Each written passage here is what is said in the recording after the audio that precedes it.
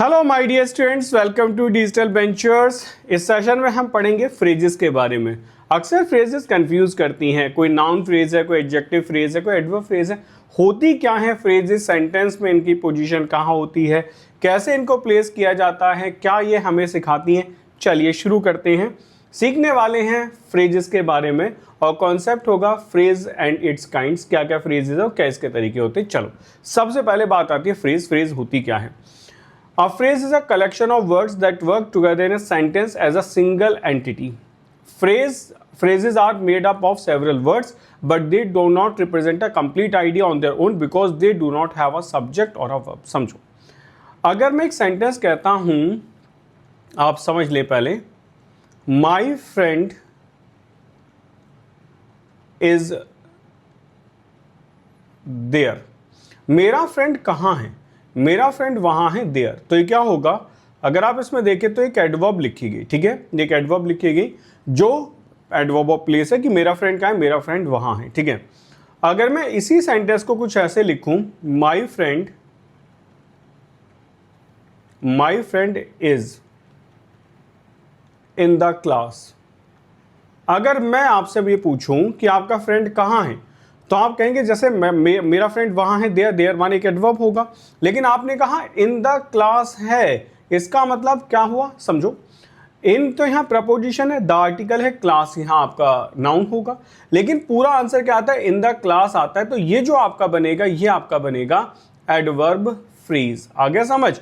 वो क्या है? वो एडवर्ब ऑफ प्लेस है, ये एडवर्ब फ्रेज ऑफ प्लेस है। तो इसका मतलब अगर आप देखें तो जो फ्रेज होता है वो सेंटेंस में एक एंटिटी को शो करता है। मतलब एक एंटिटी होती है, सिंगल एंटिटी, जिसका एक आइडिया भी होता है, लेकिन इंडिपेंडेंट आइडिया नहीं होता है। अगर आप सिर्फ ये कहें इन द क्लास, तो इन द क्लास कोई इंडिपेंडेंट आइडिया नहीं है, ठीक। तो इन द क्लास मतलब क्लास में है, कौन क्लास में है, क्या क्लास में है, आपको कुछ ना कुछ आंसर देना ही पड़ेगा, ठीक है। जैसे देखो, अब समझते हैं।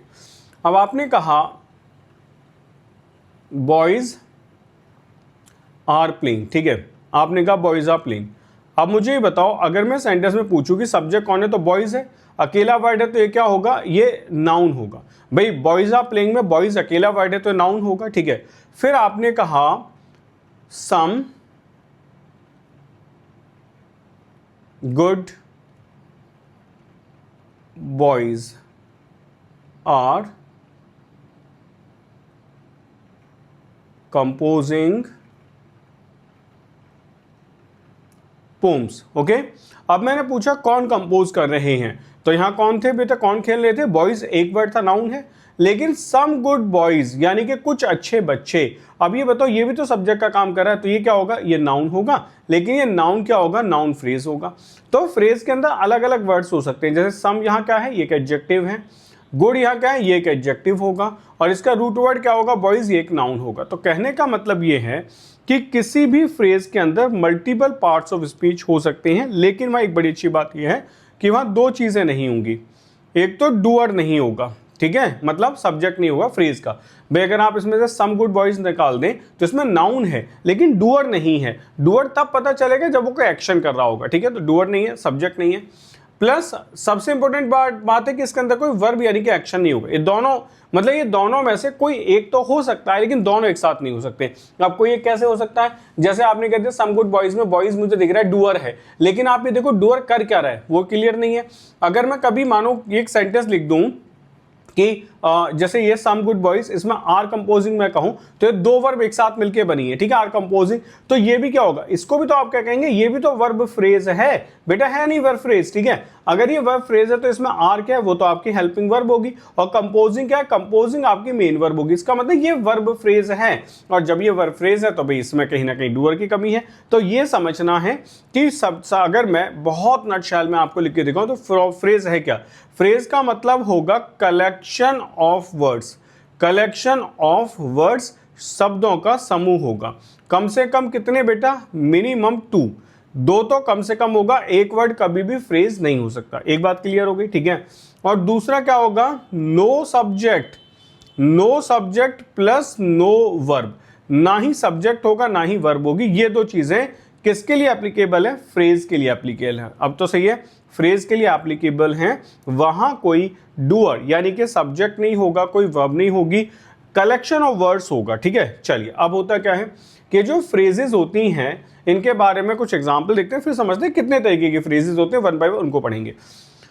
Once Rohan ran with great speed, कैसे दौड़ा, विद ग्रेट स्पीड, ये एक फ्रेज है। शी एक्सीडेंटली फेल, कहाँ, ऑन द ग्राउंड, ये एक फ्रेज है। अ ब्रेव सोल्जर, ये एक फ्रेज है। किल्ड द एनिमीज, अगर मैं बात करूं कहाँ बेटा, इन JNK भी एक फ्रेज होगा, ठीक है। कहाँ मार दिया, इन JNK, दो वर्ड मिलकर एडवर्ब का आंसर दे ना, प्लेस का। माई फेवरेट टीचर, अगर आप यहां से यहां तक देखें तो ये भी एक फ्रेज है। Is a kindly old lady, ये भी एक फ्रेज है। सम डांसर्स भी एक फ्रेज है, नाउन का काम कर रहा है। आर वंडरफुली टैलेंटेड, ऐसे टैलेंटेड है, इसका मतलब ये एडजेक्टिव का काम कर रहा है। तो कहने का मतलब ये है कि ये सारी की सारी आपकी फ्रेजेस हैं। तो एक सेंटेंस में एक से ज्यादा फ्रेजेस भी आ सकती हैं। जैसे देखो, सम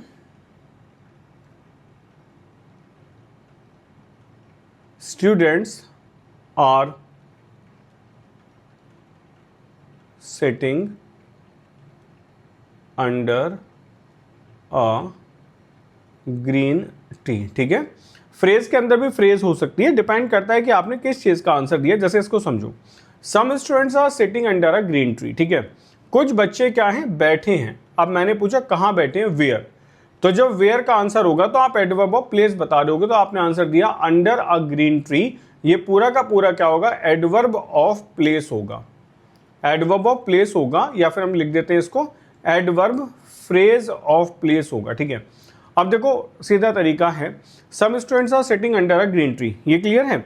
अगर ये सेंटेंस ऐसे लिखा होता, समझना होता है बेटा सब कुछ, सम स्टूडेंट्स आर सिटिंग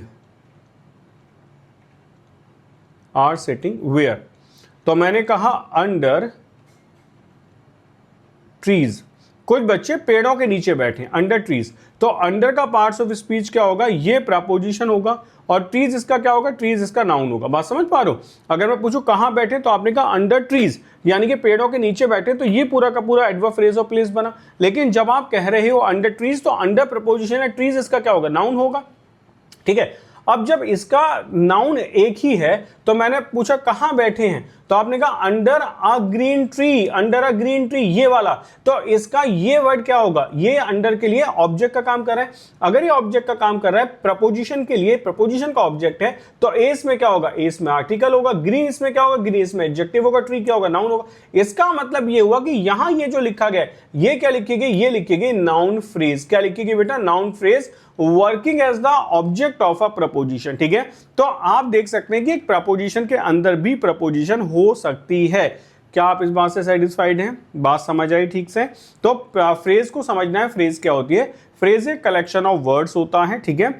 उसका अपनी एक एंटिटी है, अपना एक मीनिंग हो सकता है, लेकिन इंडिपेंडेंट मीनिंग नहीं होगा, डिपेंडेंट मीनिंग होगा। फ्रेज के अंदर सब्जेक्ट और वर्ब नहीं होते हैं, ठीक है। चलो आ जाओ आगे बढ़ते हैं। अब देखिए सम इंपोर्टेंट फ्रेजेस आर, कौन कौन सी होती हैं, नाउन फ्रेज होगा, एडजेक्टिव फ्रेज होगा, एडवर्ब फ्रेज होगा। ये तीन जो होती हैं ये मोस्ट इंपोर्टेंट होती हैं, यानी कि अक्सर आप देखेंगे तो आपको यही तीनों पढ़ाई जाती हैं, इन्हीं को लेके क्वेश्चंस मिलते हैं, ठीक है। कौन कौन सी, नाउन फ्रेज, एडजेक्टिव फ्रेज और एडवर्ब फ्रेज। बाकी जितनी फ्रेजेस हैं पढ़ेंगे हम सारी, चाहे वो वर्ब फ्रेज हो, प्रपोजिशनल फ्रेज हो, पार्टिसिपल फ्रेज हो, जेरेंडियल फ्रेज हो, इन्फिनेटिव फ्रेज हो, पढ़नी हमें सारी की सारी है। लेकिन हम सबसे पहले वो देखें जो हमारे लिए सबसे ज्यादा इंपॉर्टेंट है, ठीक है। चलो अब मैं आपसे एक बात पूछूंगा, नाउन फ्रेज जो होती है वो नाउन का काम करती है, ठीक है। ये आपने दिमाग में सेट करो, नाउन फ्रेज नाउन का काम करती है। अब नाउन क्या होता है, देखिए अगर मैं बात करूं, नाउन एक सेंटेंस का सब्जेक्ट हो सकता है, मानते हो ना इस बात को। नाउन किसी वर्ब का ऑब्जेक्ट हो सकता है, मानते हैं इस बात को। नाउन किसी प्रपोजिशन का ऑब्जेक्ट हो सकता है, ये बात भी मानते होगे, ठीक है। नाउन जो हो सकता है बेटा वो कॉम्प्लीमेंट भी हो सकता है, ऐसे बहुत सारे फंक्शंस नाउन परफॉर्म कर सकता है। तो जहां जहां नाउन आ सकता है वहीं वहीं नाउन फ्रेज भी आ सकती है। अब आसान लगा भाई, कितना सीधा तरीका है।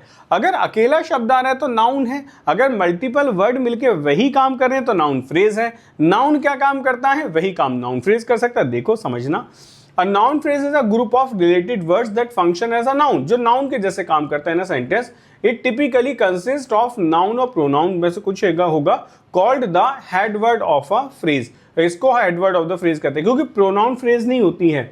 नाउन फ्रेज ही होती है। नाउन फ्रेज का हेड वर्ड या तो नाउन होगा या फिर प्रोनाउन हो सकता है। ठीक है, चलिए आपने कहा the black cat with green eyes. अब देखो इज क्या है, वर्ब है। इससे मैं पूछूं व्हाट, कौन, सब्जेक्ट कौन है, तो आपने कहा the black cat with green eyes, ये आपका सब्जेक्ट है। तो ये आपकी क्या है, ये आपकी नाउन फ्रेज है। दिखाई दिया। Sanyukta bought what, a new laptop for her online classes, ये आपकी नाउन फ्रेज है। ठीक है। The book on the shelf, ये आपके नाउन फ्रेज है, सब्जेक्ट के जैसे काम करिए। ईदर ऑफ यू, ये आप देखो इसमें क्या है, प्रोनाउन है सारे, लेकिन ये सब्जेक्ट का काम करिए तो प्रोनाउन फ्रेज होती नहीं है, तो इसको आप क्या कहेंगे, नाउन फ्रेज ही कहेंगे। I know each of those boys, तो ये आपका क्या होगा, ये आपका नाउन फ्रेज होगा। ठीक है, ये इंपोर्टेंट वन है, इसको याद रख लें। कोई बात कह दे ईदर ऑफ यू कौन सी फ्रेज है, तो इसको प्रोनाउन फ्रेज नहीं कहना, नाउन फ्रेज ही कहना है। ठीक है, चलिए आगे बात करते हैं। अब देखो subject, it can be the subject of a sentence. अब नाउन क्या हो सकता है, नाउन किसी सेंटेंस का सब्जेक्ट हो सकता है। भाई हमने कहा a big white fountain is rolling down the हिल। अगर आप इसमें से सब द बिग फाउंटेन हटा दें, अगर आप सिर्फ ये लिख दें FOUNTAINS, फाउंटेन्स आर रोलिंग, अगर आप ये लिखें डाउन द हिल, मानो आपने ये लिखा fountains are rolling down the hill, तो जो आपने फाउंटेन्स लिखा है ये आपका सिर्फ नाउन होगा, ये सब्जेक्ट हो, ये पूरा का पूरा आपका प्रेडिकेट होगा। तो कहने का मतलब ये है कि जो काम फाउंटेन्स कर रहे हैं वही काम द बिग वाइट फाउंटेन्स भी कर सकते हैं, सम फाउंटेन्स भी कर सकते हैं, सम ब्यूटीफुल फाउंटेन्स भी कर सकते हैं, आ फ्यू फाउंटेन्स भी कर सकते हैं। और जैसे ही कई सारे वर्ड मिलेंगे, जैसे इसमें द क्या है, ये आर्टिकल है, बिग क्या है, ये एडजेक्टिव है, वाइट क्या है, ये एडजेक्टिव है, फाउंटेन क्या है, ये नाउन है, तो ये पूरा का पूरा सब्जेक्ट का काम कर रहा है, तो इसे कहते हैं noun phrase is working as the subject of a sentence. Manya and her friends, ये पूरा का पूरा क्या है, नाउन फ्रेज है। मान्या नाउन है, एंड कंजंक्शन है, हर एडजेक्टिव है, फ्रेंड्स नाउन है। ठीक है, नेक्स्ट आइए। The new mall is in our city is famous. The new mall in our city, इसमें the आर्टिकल है, न्यू एडजेक्टिव है, मॉल नाउन है, इन प्रपोजिशन है, आर एडजेक्टिव है, पॉजिटिव एडजेक्टिव है। ठीक है, सिटी क्या होगा, नाउन होगा, नाउन फ्रेज है पूरा का पूरा। The cute little puppy, the article होगा, क्यूट एडजेक्टिव होगा, लिटिल एडजेक्टिव होगा, पपी नाउन होगा, ये पूरा नाउन फ्रेज है। द आर्टिकल है, ब्यूटीफुल एडजेक्टिव है, सनराइज क्या है, नाउन है, ओवर द सी प्रपोजिशन है, आर्टिकल है, ओशियन क्या है, नाउन है, तो ये पूरा का पूरा आपका नाउन फ्रेज होगा। ठीक है, तो इसका मतलब क्लियर है, नाउन फ्रेज किसी भी सेंटेंस में सब्जेक्ट के जैसे काम कर सकता है, ये अपने दिमाग में बिल्कुल सेट कर लो। सेंटेंसेस लिखने का तरीका मैंने आपको बता दिया, आप ऐसे लिख लो, trees are green, trees are green में ट्रीज नाउन होगा। आपने कहा कि some trees in my garden are green, तो यानी कि some trees in my garden, वो पूरा का पूरा नाउन फ्रेज बन जाएगा। तो आप ऐसे खूब आराम से बनाओ, जितने सेंटेंस चाहो उतने बना के देखो। Object, it can be the object of a sentence. अब देखो सब्जेक्ट, वर्ब एंड ऑब्जेक्ट। पहले मैं आपको ऑब्जेक्ट बता दूं, जब आप वर्ब से पूछते हैं कि हु इज द परफॉर्मर, काम किसने किया, तो आंसर हमेशा सब्जेक्ट होगा। अगर आपने पूछा हुम माने किसको, या आपने पूछा व्हाट माने क्या, हुम माने किसको और व्हाट माने क्या, तो जो भी आंसर होगा वो हमेशा ऑब्जेक्ट होगा। क्लियर है, तो हु सब्जेक्ट बनाएगा और हुम आपका वो ऑब्जेक्ट बनाएगा। ठीक है, देखिए अब आपने कहा Sunita bought, Sunita bought what, क्या खरीद लिया भाई बताओ, व्हाट का आंसर आ रहा है, आंसर आया a new dress for the party, a new dress for the party. ठीक है, अब आपको समझ आ रहा होगा कि पूरा का पूरा ऑब्जेक्ट का काम कर रहा है, और ऑब्जेक्ट में तो एक वर्ड होना चाहिए, जैसे सुनीता बॉट न्यू ड्रेसेस या सुनीता बॉट ड्रेसेस, तो ड्रेसेस नाउन था, ये आपका ऑब्जेक्ट होगा, लेकिन a new dress for the party में ये पूरा का पूरा नाउन फ्रेज है, ऑब्जेक्ट के जैसे काम कर रहे हैं।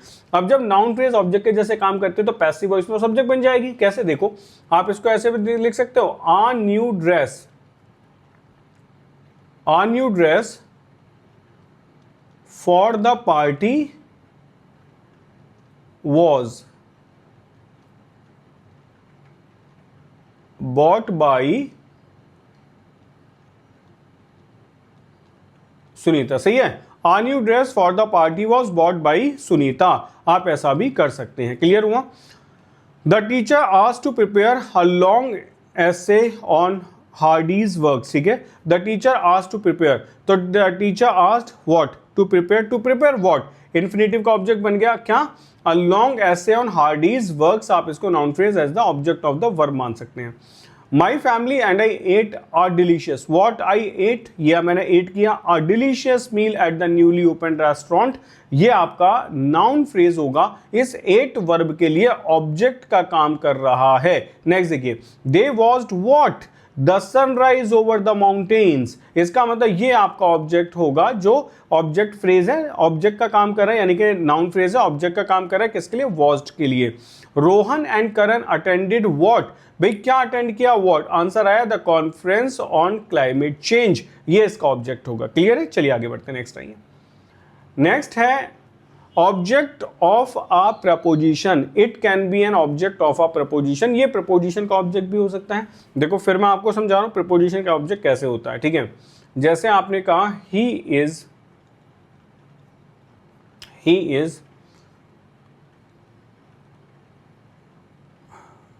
प्लेइंग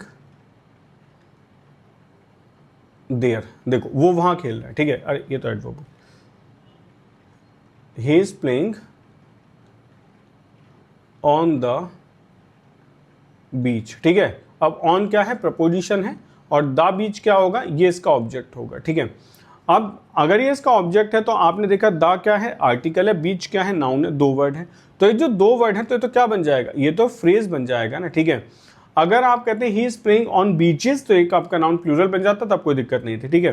तो आपने कहा जैसे ही जम्प्ड इन द वाटर, उसमें भी द आ जाएगा, ठीक है। आइए, तो Sanyukta set on the bench by the river, तो कहां बैठा है, the bench by the river होगा, ऑन प्रपोजिशन का ऑब्जेक्ट है।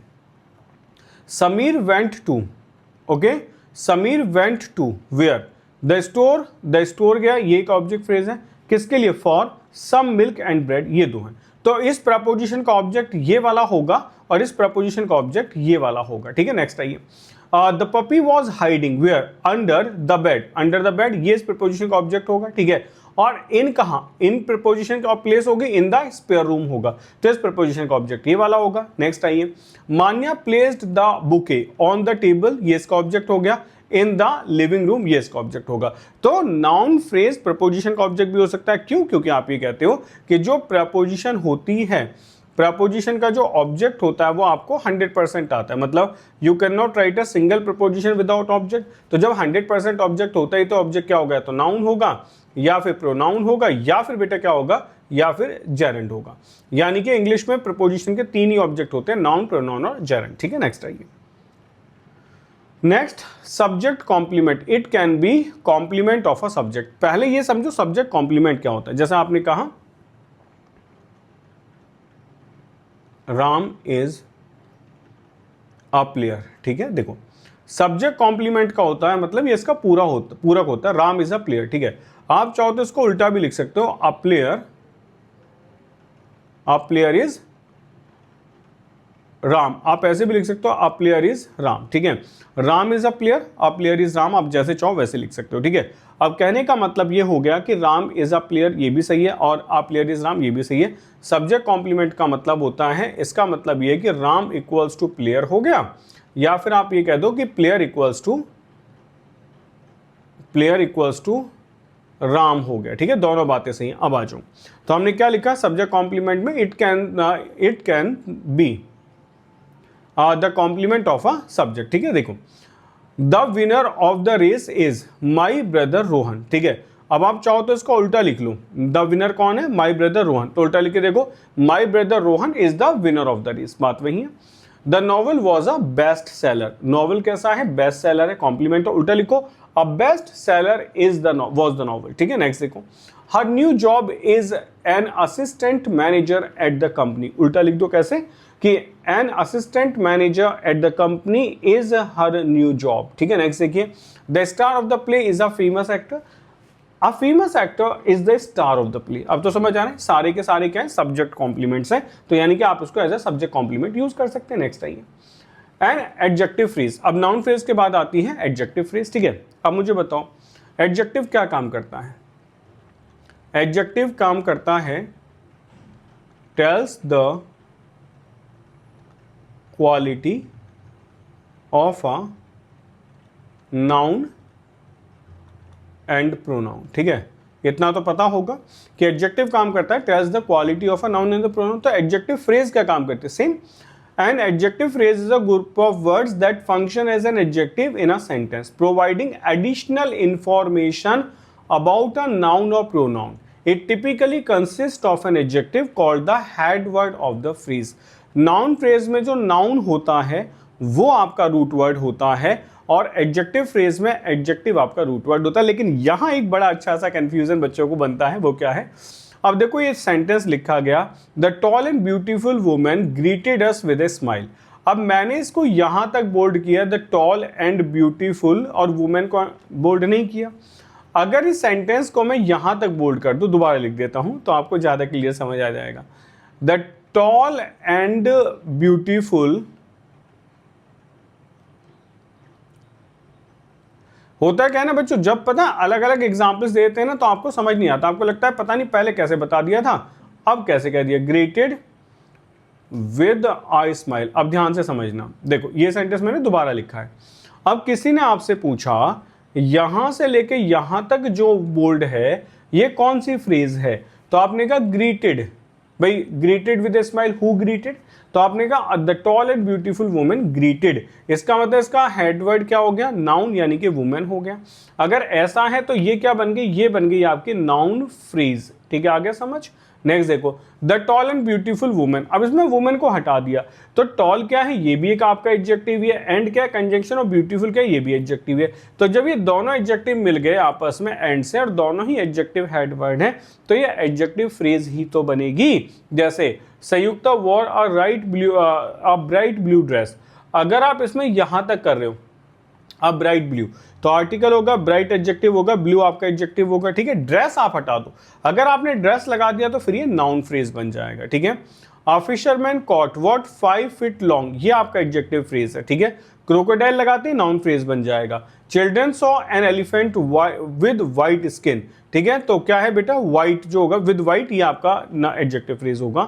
और ऐसे ही कैसे इंटरेस्टिंग है? अ वेरी इंटरेस्टिंग स्टोरी, ये आपका एडजेक्टिव फ्रेज होगा। यानी कि फ्रेज के अंदर ही फ्रेज छुपा होता है। नाउन फ्रेज के अंदर ये एडजेक्टिव फ्रेज हो सकता है, एडवर्ब फ्रेज के अंदर नाउन फ्रेज हो सकता है। ठीक है, ये कोई ऐसी बड़ी बात नहीं है कि नहीं हो सकता। ठीक है, अच्छा एक और बात होती है कि आपकी जो एडजेक्टिव और एडवर्ब फ्रेजेस होती हैं ये अक्सर प्रपोजिशन से लिखी जाती हैं, ये आप कह सकते हो। ठीक है, नाउन फ्रेज के पहले प्रपोजिशन नहीं है। ठीक है, नाउन फ्रेज के पहले प्रपोजिशन नहीं आता है। नेक्स्ट आइए, नेक्स्ट आता है आपका एडवर्ब फ्रेज। अब देखो एडवर्ब फ्रेज क्या है? एडवर्ब फ्रेज क्या होता है? वर्ब की क्वालिटी बताता है, एडवर्ब की बताता है, एडजेक्टिव बताता है। ठीक है, लेकिन साथ के साथ ये टाइम की बात कर रहा है, प्लेस की बात कर रहा होता है, मैनर की बात कर रहा होता है, तो वही सब यहाँ भी देखने को आपको मिलेगा। An adverb phrase is a group of words that function as an adverb. ये एक एडवर्ब के जैसे काम करता है in sentences. It modifies a verb, verb को मॉडिफाई कर सकता है, एडजेक्टिव को, एडवर्ब को, या फिर पूरी क्लॉज को, और the sentence as a whole. ठीक है, adverb phrase typically consist of an adverb called the headword of the phrase. अब एक बात बताओ, जब नाउन फ्रेज होगी तो हेडवर्ड नाउन होगा, एडजेक्टिव फ्रेज होगी तो हेडवर्ड एडजेक्टिव होगा, और एडवर्ब फ्रेज होगी तो हेडवर्ब एडवर्ब भी होगा। कंफ्यूजन आप समझ गए कैसे होता है? जब मैंने कहा था आ ब्यूटीफुल वुमेन, तो आ ब्यूटीफुल एडजेक्टिव फ्रेज है, आ ब्यूटीफुल वुमेन नाउन फ्रेज है। बस ये थोड़ा कंफ्यूजन बच्चों को हो जाता है। Sanyukta drove the car very fast. Sanyukta drove the car very fast. ठीक है, तो हाउ शी ड्रोव, ठीक है, how she drove very fast. तो आप ये देखो ड्रोव के साथ में ये वेरी फास्ट जो है पूरा का पूरा एडवर्ब है, ये आपका एडवर्ब फ्रेज होगा। The farmers worked like a single unit, how they worked like a single unit, ये आपका एडवर्ब फ्रेज होगा। After they woke up, after they woke up they packed up. ठीक है, आफ्टर दे वोक अप अपने उठने के बाद में, व्हेन दे वोक अप जब वो उठे उसके बाद। नेक्स्ट आपने कहा इसमें the road he read the next text too fast. ठीक है, एडवर्ब होगा। और ये जो आफ्टर दे वोक अप था ना बेटा, ये एडवर्ब क्लॉज होगा, ये इसको क्लॉज लिख लो क्योंकि इसमें वर्ब आ गया। ठीक है, they packed up their things and went on hiking. ठीक है, they packed up their things and went, कहाँ चले गए? On hiking. इसको कर लो बात, ऑन हाइकिंग, ये क्या होगा? ये आपका एडवर्ब फ्रेज होगा। तो देखो होता क्या है कि जब क्लॉजेस पढ़ोगे तो एडवर्ब क्लॉज भी वही होता है, लेकिन क्लॉज एक कंप्लीट सेंटेंस होता है, फ्रेज के अंदर वर्ब नहीं आती है। बस इतना से तो सीधा तरीका है। नेक्स्ट आइए, तो ऐसे कंफ्यूजन नहीं होना चाहिए। देखो अब एडवर्ब फ्रेज क्या क्या काम करती है? टाइम का काम कर सकती है। कैसे काम कर सकती है? मान्या कंपोज द पोम कब? इन द स्प्रिंग, ये टाइम बता दिया। और टाइम किससे पता चलता है बेटा? टाइम हमेशा पता चलता है व्हेन से, ठीक है। कब कंपोज करी? In the evening. My friends and I plan to travel कब? ड्यूरिंग द समर, ये आपका adverb phrase of place time होगा। Let's have a delicious dinner कब? आफ्टर द मूवी, टाइम बता रहे हो ना। द बर्ड्स स्टार्टेड चिर्पिंग कब? एट द ऑन, टाइम बता रहे हो। तो एडवर्ब फ्रेज जो होती है टाइम भी बता सकती है, मतलब फ्रेज में और एडवर्ब में कोई अंतर नहीं है। एडवर्ब और एडवर्ब फ्रेज में कोई डिफरेंस नहीं है। डिफरेंस कितना है? एडवर्ब अकेला शब्द वो काम कर रहा होगा, एडवर्ब फ्रेज कई सारे शब्द मिलके वो काम कर रहे होंगे, ठीक है भाई, इतना अंतर है। अब प्लेस की बात करते हैं। मान्या रेन 5 माइल्स, कहाँ? अराउंड द पार्क, किस जगह दौड़ी? पार्क के आसपास में, ये क्या होगा? ये एडवर्ब प्लेस होगा। The park is far from our house, कहाँ है? हमारे घर से दूर है। It is warm and cozy, कहाँ? इनसाइड द हाउस, घर के अंदर। My mother is preparing dinner, कहाँ? इन द किचन होगा। Explorer set up their camp site, कहाँ? नियर द लेक होगा। ये सारे के सारे प्लेस की बात करते हैं, ठीक है। नेक्स्ट आइए। ऐसी मैनर है, कैसे? हाउ। मैनर किससे पता चलता है भाई? जैसे हाउ से क्या पता चलता है? मैनर। वेयर से क्या पता चलता है? प्लेस। व्हेन से क्या पता चलता है? टाइम। तो आपने कहा the cat climb the tree, how? Quite gracefully, how? बताओ कैसे चढ़ी? क्वाइट ग्रेसफुली, आंसर आ रहा है ना। Anubhav wrote the letter how? In a careful manner, अच्छे तरीके से लिखा। Next, Sameer ran to catch the bus, कैसे? हाउ? इन अ हरी, जल्दबाजी में। The team conducted the meeting how? In a professional manner. Yes Sanyukta answer the question with a smile, ठीक है, एक स्माइल के साथ। अब देखो जैसे था the team conducted the meeting in a professional manner, तो आप इसको ऐसे भी तो लिख सकते थे, द टीम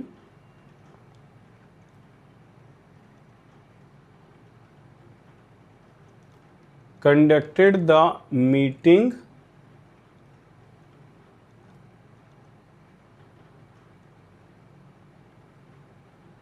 प्रोफेशनली, ठीक है। ये क्या होगा? ये सिर्फ एडवर्ब होगा। और जैसे ही आपने लिख दिया इन अ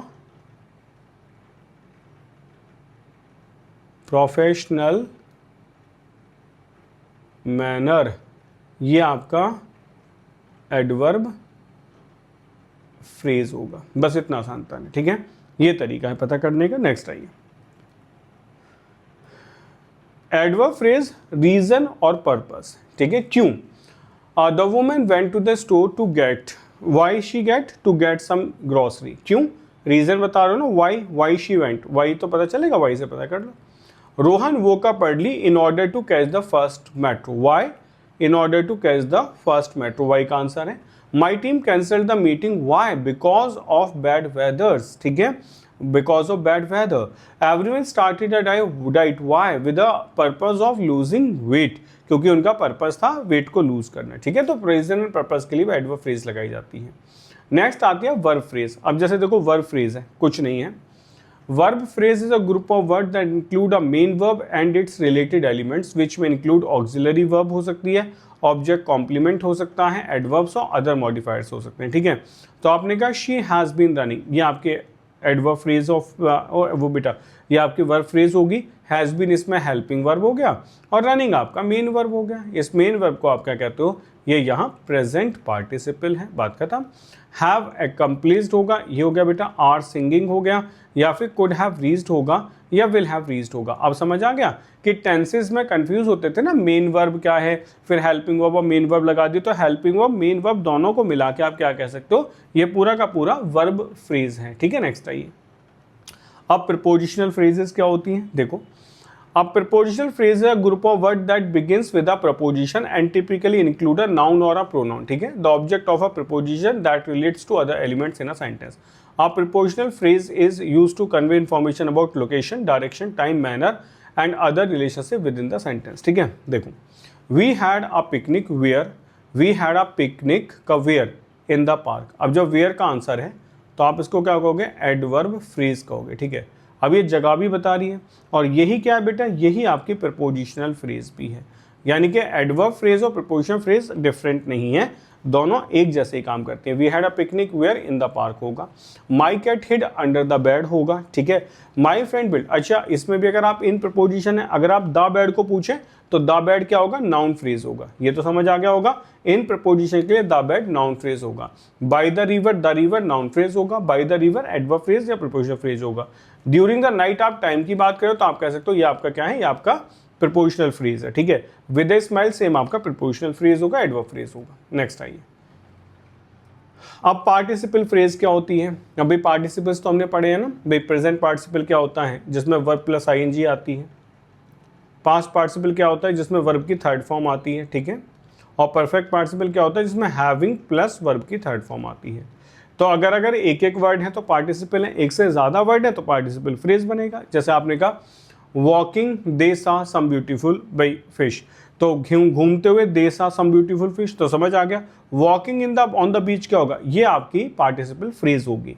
Mohan playing in the garden, तो ये क्या होगा आपका पार्टिसिपल फ्रेज होगा। अच्छा अगर आप ये कहते हैं रनिंग, आई सॉ फ्लास, ठीक है, दौड़ते हुए मैंने फ्लास देखे, तो ये आपका पार्टिसिपल होगा। अब तो समझ गए, तो कंफ्यूज मत होना। अब रनिंग ऑन द रोड कह देंगे, रनिंग बाय द बीच कह देंगे, वट एवर जो भी कहेंगे, तो आप ऐसा कर सकते हो। Rohan's car destroyed in the accident, ठीक है, has sent to the mechanic होगा, तो ये आपकी पार्टिसिपल फ्रेज बनती है। और एग्जाम्पल देखो, स्टूडेंट एग्जॉस्टेड, एग्जॉस्टेड आपका कौन सा है, ये आपका पास्ट पार्टिसिपल है, ये आपका पास्ट पार्टिसिपल है। Exhausted after writing so many essays want some rest, having compose so many poems, ठीक है, having compose so many poems, ये आपका परफेक्ट पार्टिसिपल होगा। ठीक, चलिए आगे बढ़ते हैं। नेक्स्ट है जेरेंडियल फ्रेजेस, ठीक है। जेरेंडियल फ्रेजेस क्या है, consist of gerund which is ING form of the verb, ठीक। जेरेंडियल फ्रेज में जेरेंड होता है, यह हमेशा नाउन का काम करता है, याद रखेंगे। Along with the modifiers and complement, gerund phrases function as noun in a sentence, ये नाउन के जैसे सेंटेंस में काम करते हैं, ठीक है। जैसे देखो इस सेंटेंस को मैंने कहा ईटिंग इज माई हॉबी, ठीक है, ईटिंग इज माई हॉबी या इज माई हैबिट लिख लेते हैं। ईटिंग इज माई हैबिट, खाना मेरी हॉबी नहीं, आदत हो सकती है, तो खाना मेरी क्या है, आदत है, हैबिट है, ठीक है। अब आप मुझे एक बात बताओ, ईटिंग क्या है, ये नाउन होगा ना, अकेला वर्ड है, जेरेंड का काम कर रहे हैं। लेकिन मैं कह रहा हूँ ईटिंग आइसक्रीम, ये सब्जेक्ट है ना, तो ये क्या होगी, यही आपकी क्या होगी, ये आपकी जेरेंड फ्रेज होगी। संयुक्ता इंजॉयज वॉट, अगर देखो ये ऐसे लिखा होता, संयुक्ता enjoys swimming, अगर मानो इतना लिखा होता संयुक्ता enjoys what swimming, तो आंसर होता ऑब्जेक्ट होता, लेकिन enjoy what swimming in the ocean, ये आपका ऑब्जेक्ट होगा, ठीक है। रनिंग एवरी मॉर्निंग हेल्प्स, ये आपका सब्जेक्ट के जैसे काम कर रही है। Manya is interested in learning new languages, इस प्रपोजिशन का ऑब्जेक्ट है, ठीक है। They practised what playing the guitar for arts, ठीक है, घंटों प्रैक्टिस किया। तो ये आपका जेरेंडियल फ्रेज जो होता है ये नाउन के जैसे काम करता है, तो it can be a subject, it can B object और द कॉम्प्लीमेंट। नेक्स्ट आइए, नेक्स्ट है इन्फिनेटिव फ्रेज। अब इन्फिनेटिव हमें पता क्या होती है, टू प्लस वर्ब की फर्स्ट फॉर्म होती है, ठीक है। अब इन्फिनेटिव फ्रेज कैसे बन सकती है, इसके साथ कुछ और लगाना होगा, जैसे infinitive include an infinitive verb, the base form of a verb often preceded by to से लिखी जाती है, अलॉन्ग विद एनी मॉडिफायर्स और complements. Infinitive phrases can function as noun, adjective और एडवर्ब्स इन अ सेंटेंस, ठीक है। जैसे देखो infinitive phrase as noun, noun के जैसे काम करिए, कैसे पता चला, to read a book is my favourite way to relax, ये सब्जेक्ट है। अब इसमें to read is my favourite way to relax भी तो हो सकता है पढ़ना, लेकिन किताब पढ़ना मेरी आदत है, ठीक है, तो ये आपका इन्फिनेटिव फ्रेज होगा। समीज ड्रीम इज क्या है बेटा, to become a doctor, doctor बनना होगा, तो ये क्या सब्जेक्ट कॉम्प्लीमेंट है, to become a doctor is Sami's dream, उल्टा लिख सकते हो, तो ये क्या है, ये सब्जेक्ट कॉम्प्लीमेंट है, तो इन्फिनेटिव सब्जेक्ट कॉम्प्लीमेंट का काम कर सकता है। इन्फिनेटिव फ्रेज एज एडजेक्टिव्स कैसे बच्चों, देखो Sanyukta needs a place to study quietly, ठीक है, प्लेस कैसा चाहिए, where she can study quietly, तो ये क्या होगा, ये बेटा प्लेस के बारे में बता रहा है, व्हाट काइंड ऑफ प्लेस, आप ये कह सकते हो ना, व्हाट काइंड ऑफ प्लेस, ठीक है, तो टू स्टडी क्वाइटली, तो ये क्या होगा, एडजेक्टिव फ्रेज होगा। डिसीजन क्या होगा, to buy a new car, ये आपका व्हाट काइंड ऑफ डिसीजन होगा। This is the best time, बेटा what kind of time to start a new project, ठीक है। ऐसे ही एडवर्ब का काम कर सकता है, जैसे आपने कहा समीर वर्कड हार्ड, हार्ड का ये एडजेक्टिव है ना, how to pass the exam, ये आपका एडवर्ब फ्रेज होगा। Manya studied all night, why, भाई studied why all night, to finish the report, ठीक है ना। नेक्स्ट आपने कहा Sanyukta spoke softly, what for what, to avoid waking the babies, ठीक है, to avoid waking the babies, बच्चे उठ ना जाए, तो एडवर्ब के जैसे भी काम कर सकता है। तो बड़ी सीधी सी बात है कि भाई जब इन्फिनेटिव होगा तो जो काम इन्फिनेटिव कर सकता है वही इन्फिनेटिव फ्रेज कर सकती है। फ्रेज का मतलब होता है जैसे आपने कहा टू प्लस वर्ब की फर्स्ट फॉर्म, अब इसके साथ प्लस करके ऐड कर दो कुछ एडिशनल पार्ट ऑफ स्पीच, वो आपका फ्रेज बन जाएगा। तो भाई चलिए कुछ क्वेश्चंस हैं, क्वेश्चंस बेस्ड ऑन फ्रेजेस। अब आप मुझे बताइए क्या क्या आंसर हो सकता है। पहला, running through the park Rohan felt refreshed, ठीक है। तो यहाँ लिखा गया direction analyse the sentence and clarify the type of phrase highlighted in the sentence. Running through the park कौन सी फ्रेज होगी आपके हिसाब से? जेरेंड फ्रेज होगी या फिर आपकी पार्टिसिपल फ्रेज होगी, नाउन फ्रेज होगी, प्रीपोजिशनल फ्रेज होगी? देखो फेल्ट क्या है, ये वर्ब है, रोहन इसका सब्जेक्ट है, ठीक है। इसका मतलब जो सब्जेक्ट और ये है तो यहाँ तो ये नाउन फ्रेज तो नहीं हो सकती, क्लियर है। प्रीपोजिशनल फ्रेज हमेशा प्रीपोजिशन से शुरू होगी तो वो भी नहीं है। अब दो बचे जेरेंड फ्रेज और पार्टिसिपल फ्रेज, ठीक है। अगर ये जेरेंड फ्रेज होती तो ये सब्जेक्ट होती या फिर ऑब्जेक्ट होती। अगर रनिंग थ्रू द पार्क, अगर ये सब्जेक्ट होता तो इसके बाद सीधे वर्ब आती, जैसे running through the park is liked by me, मेरे द्वारा बहुत पसंद करा जाता है, ठीक है। लेकिन यहाँ तो रोहन सब्जेक्ट है, इसका मतलब ये क्या होगी, इसका मतलब ये पार्टिसिपल फ्रेज होगी, समझ गए, पार्टिसिपल फ्रेज है। चलिए नेक्स्ट आइए, take your time, question solve करो आराम से। To win the competition is Manya's ultimate गोल।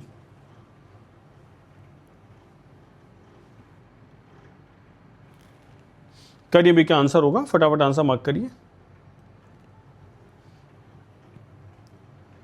हाँ देखो समझते हैं, टू विन द कॉम्पिटिशन, बेटे इसमें टू विन इन्फिनेटिव आ गया और इन्फिनेटिव फ्रेज का हेडवर्ब इन्फिनेटिव ही होता है, तो इसमें कंफ्यूजन नहीं है।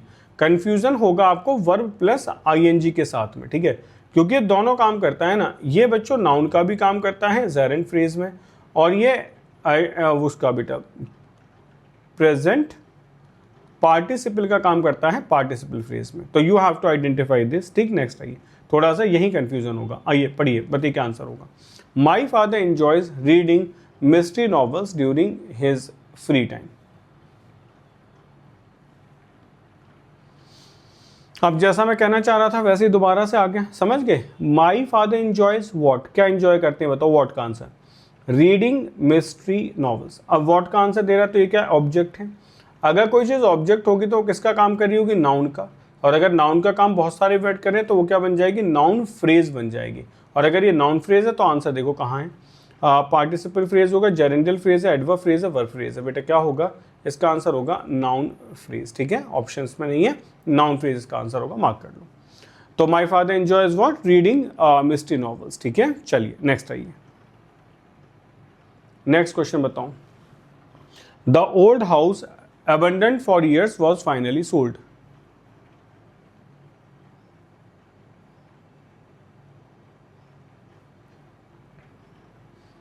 अब देखो जो abandoned है वर्ब की थर्ड फॉर्म है, वर्ब की थर्ड फॉर्म इसका क्या है, it is your head word, और वर्ब की थर्ड फॉर्म हेड वर्ड किस में होता है, पार्टिसिपल में होता है, तो ये आपकी पार्टिसिपल फ्रेज बनेगी। नेक्स्ट आइए,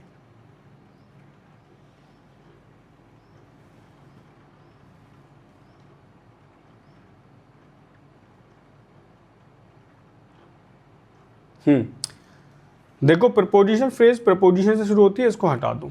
वर्ब फ्रेज का रूट वर्ड वर्ब होता है, इसको भी हटा देते हैं। अब रेन क्या है, वर्ब है, कैसे दौड़ता है, एज फास्ट एज, ठीक है, जितना तेज वो दौड़ सकता है, इसका मतलब एडवर्ब फ्रेज है, उसके तैरने का मैनर बता रहे हैं। तो भाई ये थी आपकी फ्रेजेस, आई होप सभी को फ्रेजेस अच्छे से समझ आ गई होंगी, कुछ स्पेशल नहीं है। फ्रेजेस मतलब जो पार्ट ऑफ स्पीच होता है उसी का मतलब समझो एक्सटेंडेड फॉर्म है, जो वो पार्ट ऑफ स्पीच काम करता है वही फ्रेज भी काम करती है, ठीक है। फ्रेज के अंदर मल्टीपल वर्ड्स आ जाते हैं, फ्रेज के अंदर सब्जेक्ट ऑफ वर्ब नहीं होता है, ये हमें समझना है। तो ऐसे ही बेहतरीन से सेशन के साथ आपसे मुलाकात होगी नेक्स्ट क्लास में। Till then take care, bye bye, जय हिंद।